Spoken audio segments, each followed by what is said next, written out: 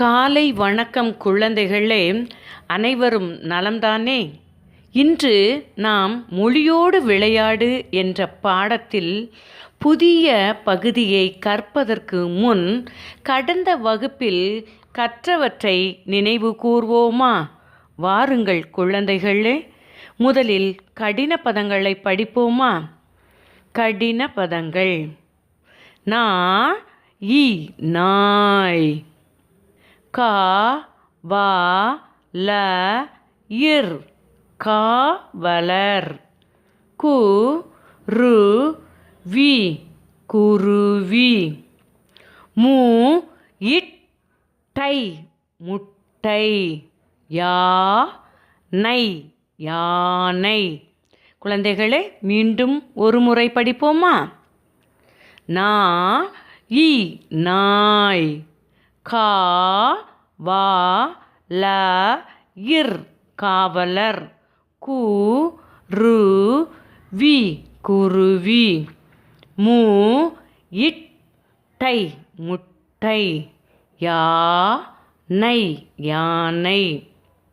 அடுத்து நாம் மீள்பார்வை செய்ய வேண்டியது வேறுபட்டதனை வட்டமிடுக. குழந்தைகளே, நன்றாக கருத்துன்றி இதனை கவனியுங்கள். யானை, குதிரை, பூனை, கரடி. யானை, குதிரை, பூனை, கரடி. குழந்தைகளே, இந்த வரிசையை நன்றாக கவனியுங்கள். யானை, குதிரை, கரடி மூன்றும் காட்டில் வாழுபவை. பூனை மட்டும் வீட்டில் வளருபவை. அப்போ பூனையை வட்டமிட வேண்டும். அடுத்த வரிசையை கவனியுங்கள். நாய், எருமை, ஆடு, சிங்கம். நாய், எருமை, ஆடு, சிங்கம். நாய், எருமை, ஆடு இந்த மூன்றும் வீட்டில் வளரும் பிராணிகள். சிங்கம் மட்டும் காட்டில் வாழ்பவை. அப்போ சிங்கத்தை மட்டும் நாம் வட்டமிட வேண்டும். அடுத்த வரிசையை கவனியுங்கள். மீன், கிளி, புறா, மயில். மீன், கிளி, புறா, மயில். இவற்றில் கிளி, புறா, மயில் பறவை இனத்தை சார்ந்தவை. மீன் மட்டும் நீரில் வாழ்பவை. மீனை நாம் இப்பொழுது வட்டமிட வேண்டும்.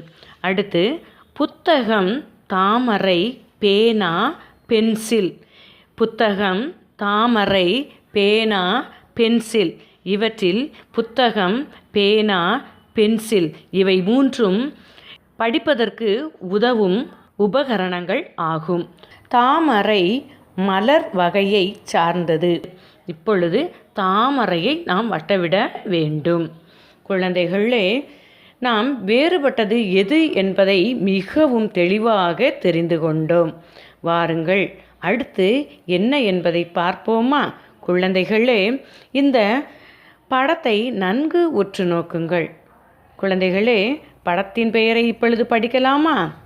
குடை, பாகற்காய், கல். அடுத்த வரிசையை பாருங்க. தவளை, இலை, முட்டைகள். அதுக்கு அடுத்த வரிசையை பாருங்க.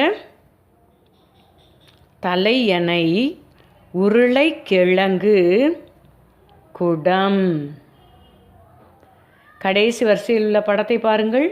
இளநீர், யானை, பை. குழந்தைகளே, படத்தின் பெயரை தெளிவாக படித்து தெரிந்து கொண்டோம்.